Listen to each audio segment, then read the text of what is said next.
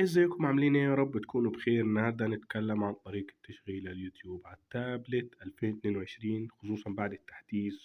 والناس بتقول ان الثغرة اتقفلت وما اتقفلتش. هذه زي ما انتم شايفين الثغرة الجديدة شغالة، وادي اليوتيوب. قبل ما نبدأ في الشرح ما تنساش تشترك في القناة وتفعل زر الجرس عشان يصلك كل جديد. زي ما انت شايف ادي دفعة سوهاج 2020، يعني التابلت مش متهكر. زي ما انتم شايفين لو هنا جيت دخلت على جوجل من غير كده وقلت مثلا يوتيوب، زي ما انتم شايفين يوتيوب، هتلاقي التابلت ما بيفتحش.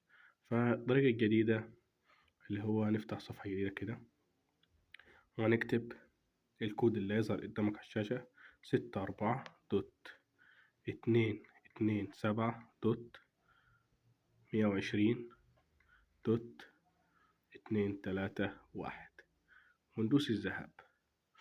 هيفتح معاك الموقع بكده. يا جماعة مفيش، في ناس تحط الكود وما يرضاش يشتغل معاه. ده شوف الواي فاي عندك تمام. فهنضغط على الكلمة دي اللي هي ذا هوم بيج كده.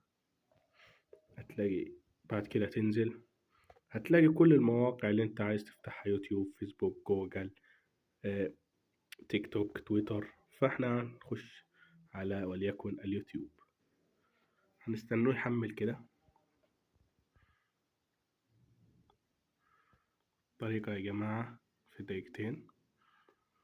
تستنى على شوية. وادي زي ما انتم شايفين اليوتيوب قدامكم اهو بأسهل طريقة. ممكن تشغل فيديو. هنا هتدوس رفض، تمام. فهنا لو جينا نشغله اي فيديو، ادي الفيديو زي ما انتم شايفين بروب بتقول ويضحك علينا.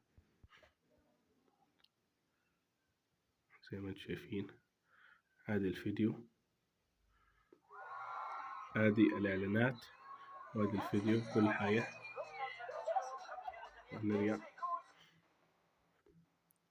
بس. وادي الطريقة. لو عجبك الفيديو ما تنساش تسيب لنا تعليق عن لو اشتغلت معاك سيب لنا تعليق حلو، ولو ما اشتغلتش قولنا ايه مشكلتك وهنحلها لك. سلام.